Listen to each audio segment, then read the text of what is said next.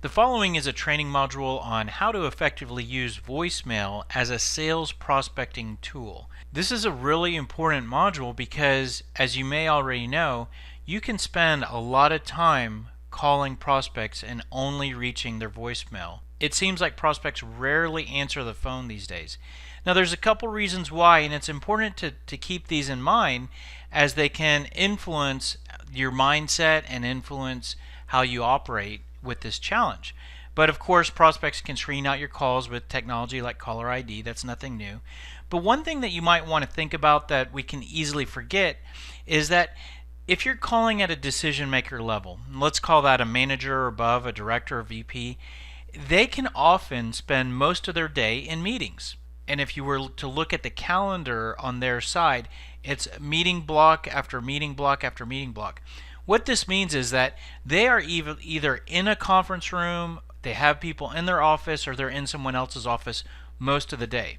You want to picture that when you're calling prospects, because if they're not in their office, it's really impossible for them to ever answer your call. And this can also help you to keep in mind that not everybody is avoiding you, because it can be easy to think that that the prospect is against you and trying to avoid you, and you start thinking, getting your head down. But the reality is that they're just not at their desk.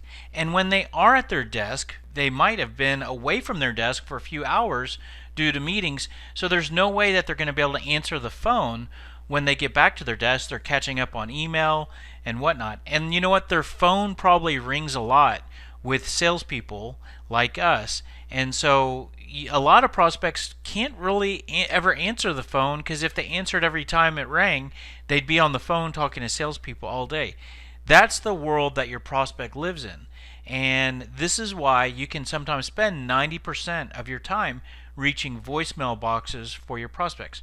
So if you stop to think about, if you spent 1 hour with straight call after call, it's not crazy for you to spend 50 minutes, or maybe even a little bit more than 50 minutes of that 60 minutes reaching voicemail boxes for prospects. Now, one thing I want to encourage you is to not let this get you down, and to not have that feeling like you're not accomplishing anything. That 50 minutes of reaching voicemail box after voicemail box is not time wasted. You have to do that in order to get to the 5 to 10 minutes where you have hot prospects on the line, or you're connected with prospects. So what you want to do is just grind out that activity, and then definitely be prepared for that 5 to 10 minutes where you're on the phone with prospects. Now, if you can agree with most of those factors, I guess you most likely, if you're watching this, you can most likely agree that you get voicemail boxes a lot when you're prospecting. I want you to consider operating with a key assumption in mind. And this is what all of my employees and everybody that I work with does. And that is to operate with the assumption that most likely prospects are not going to call you back. They're not going to return your call. Now, I do want to make a disclaimer here. This point, as well as most of what we're talking about here today, applies more to cold phone prospecting versus warm calling. So if you've talked to someone before, you've exchanged emails, they know who you are, they know who your company is, they could call you back, right? This is when you're calling someone and it's a cold call. They don't know you, they don't know who you are. They are most likely not to return your call. I mean, they could, but it's a very low probability event that they write down your number and call you back. And I'm going to give you a couple reasons why this is a safe assumption to make. One is the prospect's busy. So they're too busy to either listen to your message or call you back. We've already talked about how busy they are. Maybe they listen to your message, but they're just not interested. If maybe you leave a message, they don't know anything about you other than what they heard on your voicemail. Maybe you talked a little bit about your product or whatever. There's not enough time there for them to become interested enough so that they write down your number and return your call. The voicemail message is just not enough place to create genuine interest. The prospect might have a certain level of ego, right? I mean, maybe we are calling at a decision maker level, and they're a manager, and it's your job as a salesperson to pursue them. and to follow them and to make the effort to talk to them. They're in a higher level position, so they could almost feel too much pride to chase you back after your voicemail message. Another thing is that the prospect could just assume that you're going to call them back. They might hear your message and say, "Oh, you know what? That sounds kind of interesting," but they know you're a salesperson, so they know you're most likely going to send them an email or you're going to call them back, so they'll connect with you when you circle back with them. Now let's look at it a little bit more optimistically. Let's say that the prospect does hear your message and might actually be interested. They might actually forget to call you back. They could actually write down your number, say, "Oh, you know what? I'm going to call this person back," and be so busy once they get on to the next thing that your note got pushed aside and they never got to it. The prospect might not even actually listen to your message. They might either get halfway through and not get to the end where your contact info is, or they might not listen to your message at all, because when they get back to their desk from their 5 meetings all day, they have 20 voicemail messages to listen to. Those aren't crazy numbers. That's why we like to assume that the prospect is not going to call you back. Now, this assumption is important with the methodology that we're going to share with you, and the reason why is because one question that salespeople often operate with is, do I leave a message? Do I hang up? Well, embracing that assumption of the prospect is most likely not going to call us back can influence how and when you leave voicemail messages. For example, if prospects returned 90% of the voicemail messages that you left, then you might leave a lot more voicemail messages because you're going to get a clear response and reaction from that investment of effort and time. But since they don't, that can give us more justification for leaving less voicemail messages, and we'll give you a clear explanation of how and when to leave voicemail messages. This assumption might influence what we say in our message.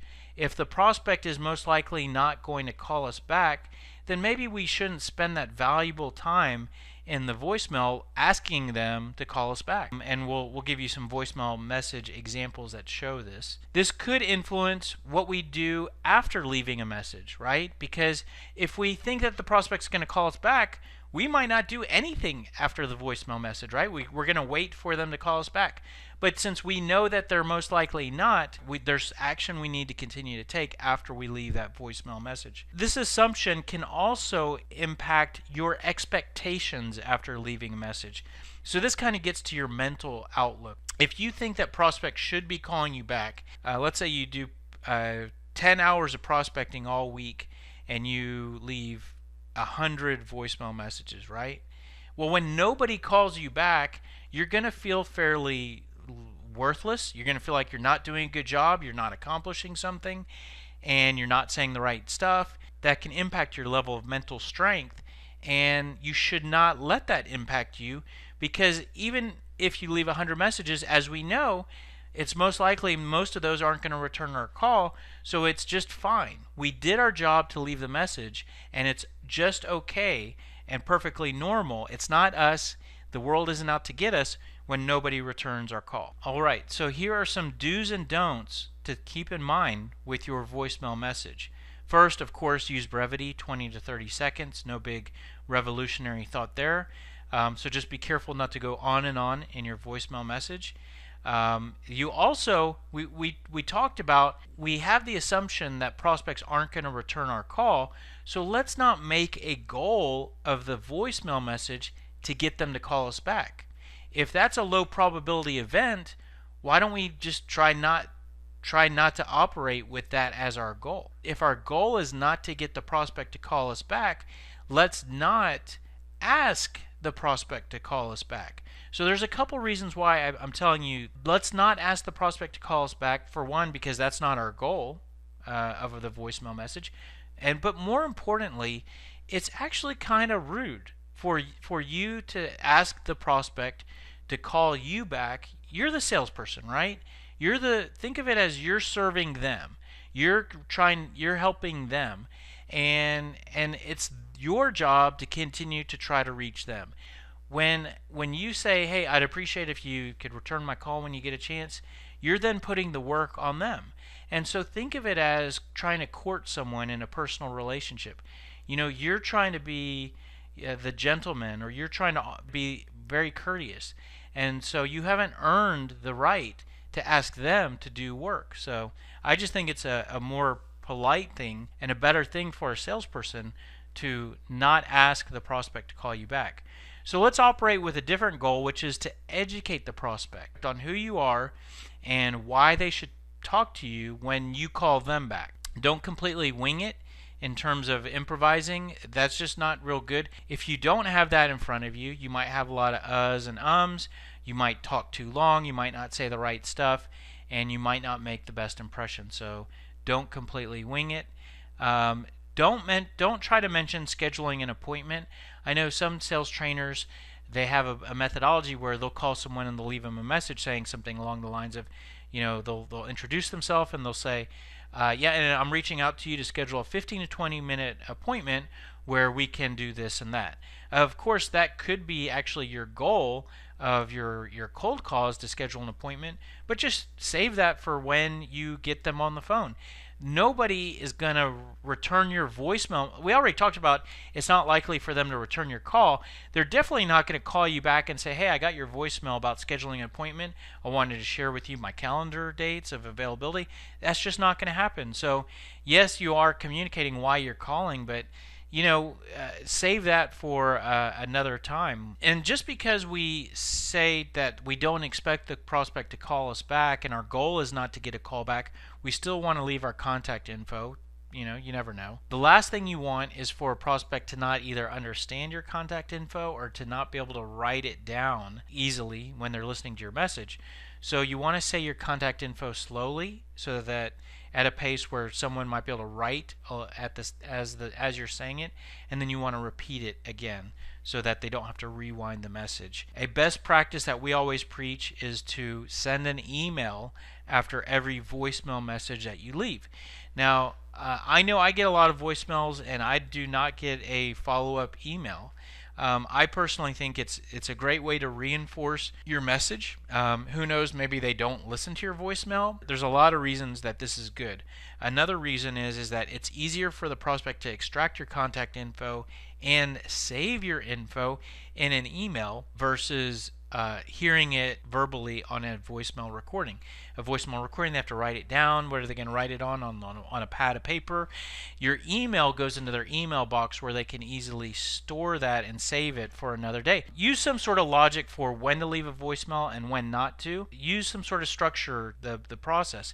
And we're actually going to provide you with our methodology, and you can either use that exactly or take some pieces from that. Let's show you some exact examples of voicemail messages. Now, I told you that the goal is to educate the prospect. So what you can do is you can, for one thing, you can share some information about why the prospect should want to talk to you. We like to create messages that focus on the benefits that you offer, problems that you help to fix, an example of how you've helped someone else. So those are 3 different categories: value, pain, and a name drop. And what you can do is you can actually create 3 different messages with that focus on those different areas, and then when you're making your multiple passes back to the prospect, you can then leave a different message. So not only does your individual message educate the prospect on why they should talk to you when you call them back, but when you add those messages one on top of the other, you're then continuing to add more information and educate the prospect a little bit more. So this is the first voicemail message, and this is what we call our value message. I'll read it to you, and I'll insert the red text is where you need to insert your information when you use this template. I'll read this to you, and I'm going to insert my personal information. So, hi Mark, this is Michael Halper calling from SalesScripter. Reason why I'm reaching out is we actually help directors of sales to improve the performance of underperforming sales reps and shorten the new sales hire training time. I actually don't know if you're a good fit for what we do and what we provide, so that's why I was calling you with just a question or two. I'm going to try you again next week. If you'd like to reach me before then, my number is 555-5555. Again, this is Michael Halper calling from SalesScripter, 555-5555. Thank you. Look forward to talking to you soon. Click. So fairly quick, fairly tight. This message, the key thing is at the middle of it is where you want to share 1 to 3 benefits. So you could just share 1, you could share up to 3, and you're hopefully sharing something that that you would think that your ideal prospect would be interested in. So that's an example of the value message. If we move on to the next example, this is our pain message, and it's very similar, but at the core of it, we just take out those benefits and we insert common problems. So it might go something like this. Hi Mark, this is Michael Halper calling from SalesScripter. Purpose for my call is that we find that many software companies have challenges with getting their sales reps to say and ask the right things when they're selling, and getting new reps trained quickly. I actually don't know if you're concerned about those particular areas, but that's why I'm calling you, and with just a question or two.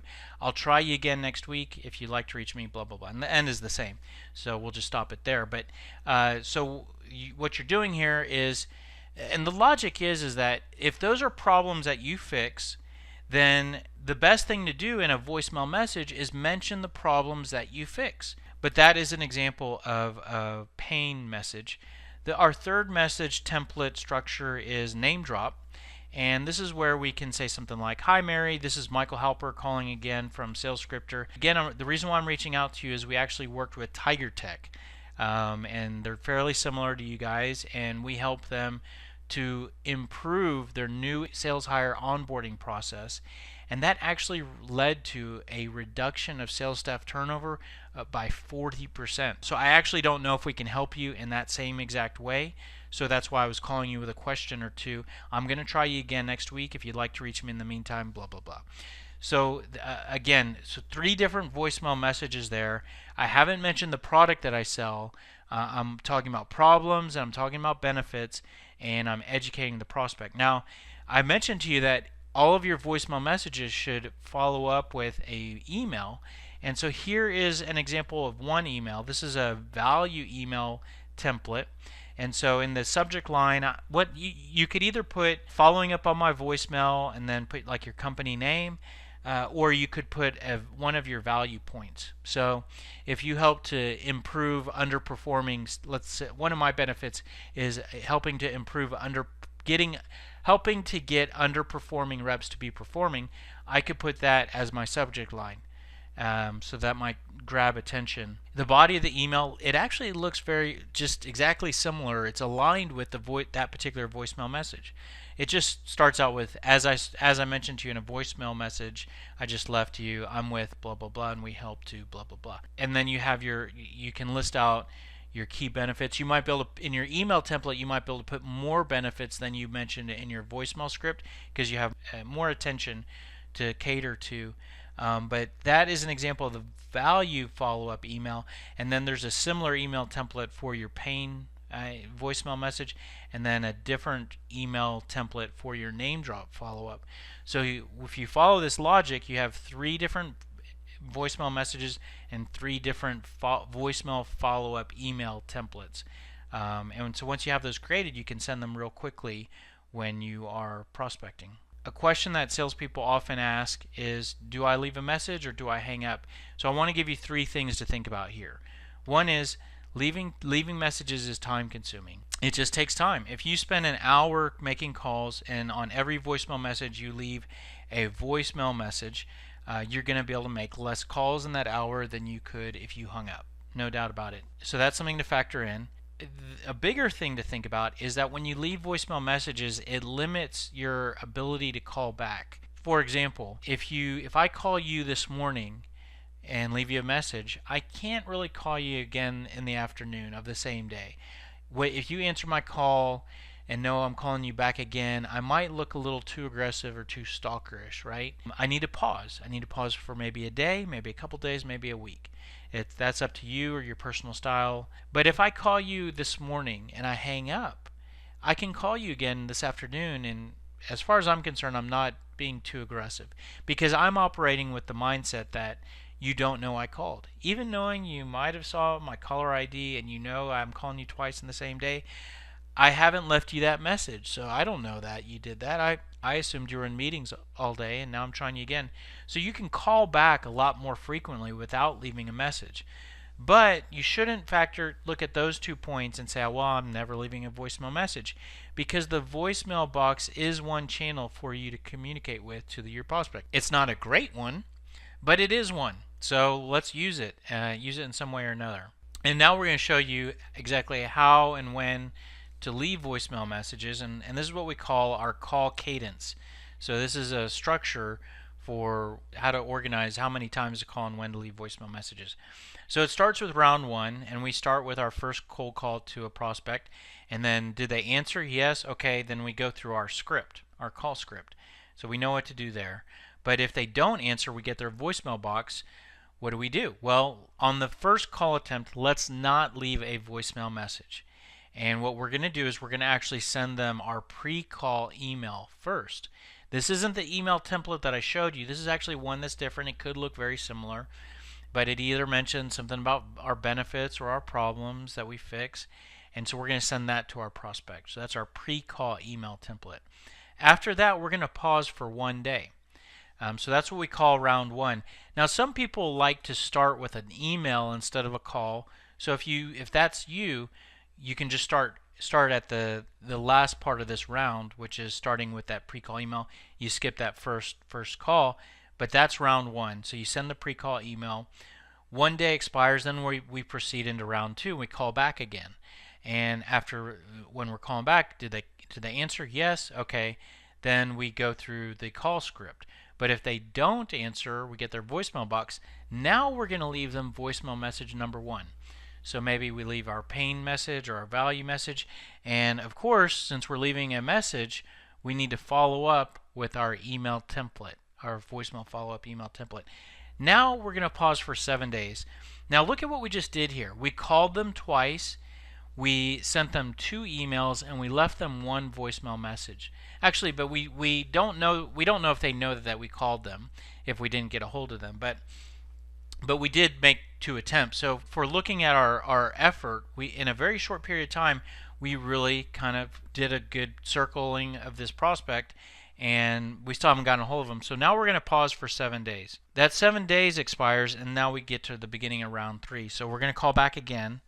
And did they answer? Yes. Okay, we go through the script. We know what to do there. But if they don't answer again, now we're going to use that approach to not leave voicemail messages so that we can call back again and again.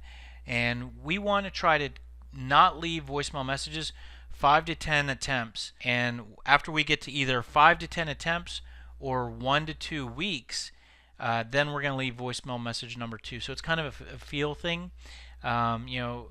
Maybe there's a certain amount of time that goes by or a number of attempts. But after that, we leave voicemail message number 2. So again, this is a different voicemail message. We send our post voicemail email number 2. And now we're going to pause for another 7 days. We're not done with round 3, though. This is a trigger event after we send this email. And this is a trigger to get us to move horizontally or laterally in the organization to find a new contact. So that means moving up and down the prospect's department or moving over to other departments to find a new contact to prospect to. Once we find that new contact we actually begin at the very beginning of this call cadence. We move them to step 1, round 1, and that's either a pre-call email or a first cold call to that new prospect. So at this point, now we have 2 prospects in our pipeline of activity. They're at different stages, of course, but now we have 2 going on. So this, by the way, that moving horizontally, that improves our ability to get in, because as we know, sometimes the prospect will never answer our phone, they'll never return our voicemail, they might not ever return our email. But if we begin to move horizontally, eventually we're going to find someone that allows us to get in. And maybe it's not with that second prospect that we find. Maybe we get to round 3 with the second prospect, and then we are triggered to find a third prospect. So eventually we find our way in. But with that first prospect, that 7 days expires, and then we call back again. And do they answer yes? Okay, we go through the script. But if they don't, we're going to do what we did similar in round 3. We're going to try them 5 to 10 times, and over a period of 1 to 2 weeks, if we still don't get a hold of them, we're going to leave them voicemail number 3, send voicemail number 3, follow-up email. At this point, we could potentially close the prospect as an active lead that we're working. Now, this is sort of the point where, some people don't know, okay, am I calling too much, or am I not calling enough? And so this is a point where we believe you've really tried. It's been 3 to 5 weeks. You've called them a lot. You've sent them multiple emails. You've left multiple voicemails, and you're not getting a response. So let's move on, and hopefully you found other people in the organization that you're also still working, but we're going to close this prospect at this point. Now, we're not completely done with them. The recommendation is to add this prospect to an email drip campaign. So hopefully you have some sort of cold prospect suspect email drip automation set up, and you can just easily add this prospect to that, and that way your email automation software continues to work this prospect, and you're moving on to other leads. That's a call cadence you can use. I'm going to give you some tips here that you can either use with that call cadence, or you could use in place of it. But whenever you do get the voicemail message and you don't leave a voicemail, what you could do is you can always try to press 0 when the prospect's greeting is going on, and sometimes that might send you to an operator or back to the gatekeeper, and this can be an opportunity for you to try to find someone else in the organization to talk to. This is actually something you could do when you're at the end of round 3 and triggered to find someone else, but you could do this at any point.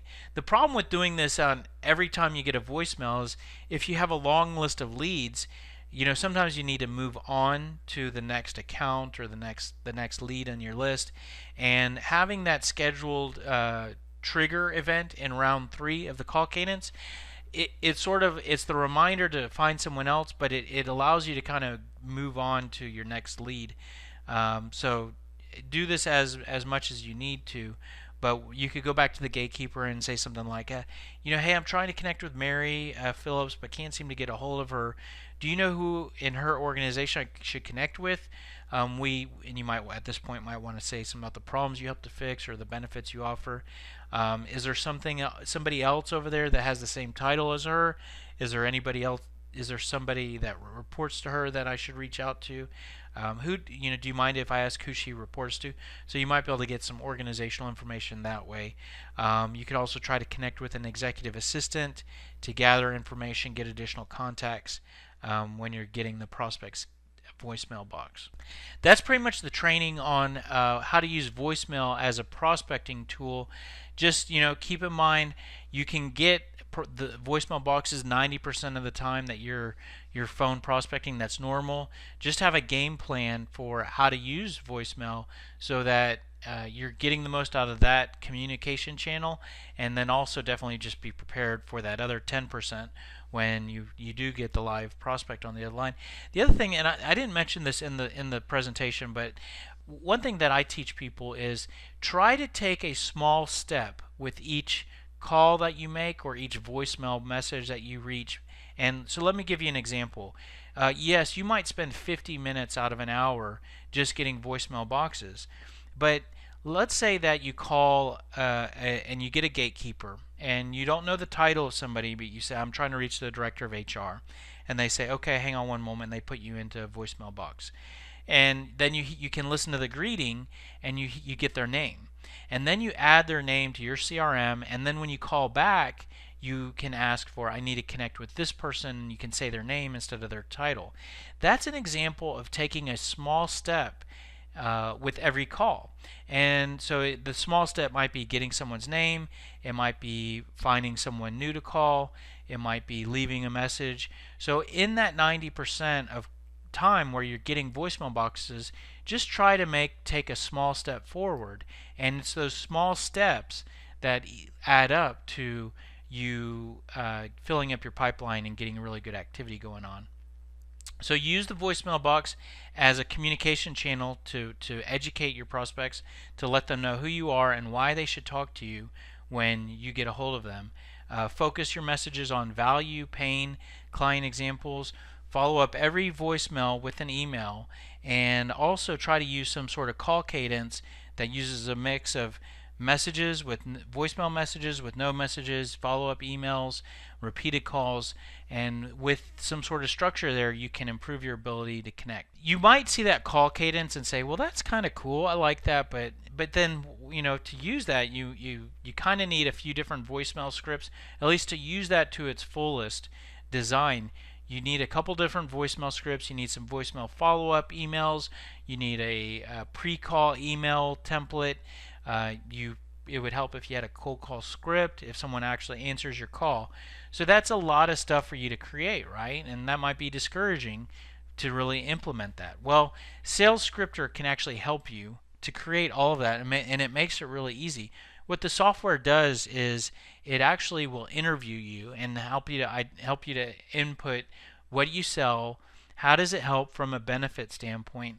What problems does that product or service help to fix? And what questions should you ask to see if those problems exist? When you go through the automated interview of Sales Scripter to fill in those questions, the software then creates all those templates from those answers. Because when you identify the benefits that you have and the questions you should ask and the problems, we can use that to create a number of different cold call scripts for you. We're going to create a number of different pre-call emails from all that information that you entered. We're going to create pre-call emails and post voicemail emails. They'll all be ready for you. We're going to give you all those different voicemail scripts that you need. All we need are for you to enter your benefits and your problems. We're going to give you an objections map, which has all the responses that you should say to the common objections. So that's Sales Scripter. We'll also display all that information in an interactive tool, allowing you to have access to just key thing that you need to say next when you're on a call. And we're talking about voicemails here, and so our interactive script actually has big buttons at the top that has all those different voicemail messages. So as soon as that box comes up, you just click the button, and then you see your voicemail message that you should deliver, making it real easy for you. If you want more help, go to our YouTube channel. And to get there, you can go to YouTube and do a search for Sales Scripter. You'll find over 130 videos. We have a full sales training program called Sales Prospecting 101. All of our webinars that we've done are posted there. Sales tips and more. Just subscribe while you're there so you can get notified when we post something new. Step 2, if you want more help beyond that, check out some of our books. So on our website we have 5 different ebooks, and they're all free. Check those out. I also have a book that I personally wrote, and it's on Amazon. It's called The Cold Calling Equation Problem Solved. The nice thing about this book is that you can actually purchase a paperback book and put it on your desk. And that makes it an easier reference manual than one of our ebooks that you might save to your computer. The cold calling equation, there's a chapter for all the different key areas, and it's designed in a way where you can just flip to a key area that you're having challenges with or that you want to improve. For example, we're talking about voicemail messages here today. There's a chapter for voicemail. And so if that was an area that you wanted to work on, you can easily just grab the book off your desk and flip to the voicemail chapter and get to those key things that you need to do.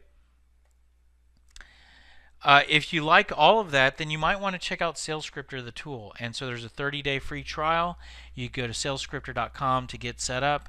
And we can also help you to get all your questions answered in Sales Scripter. We provide a service called a Scripter Walkthrough. It's a one-on-one sort of coaching, consulting engagement. And we do provide consulting, coaching, and training on an ongoing basis, either one-on-one or to companies. We'll help you to develop your scripts, develop your strategy, develop your processes. We provide a full sales training program.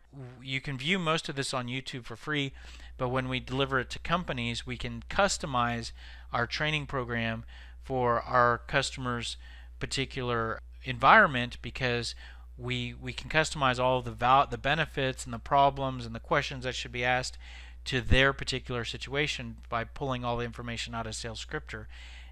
So we can make custom sales training, which makes it, when we're talking about examples of looking for pain and we discuss your exact pain problem points, then it's a lot more powerful of a sales training program. So be sure to check that out. And that's pretty much it. If you have any questions, here's my contact info. Feel free to shoot me an email, reach out, and we wish you all the best. Thanks a lot. Take care. Happy hunting.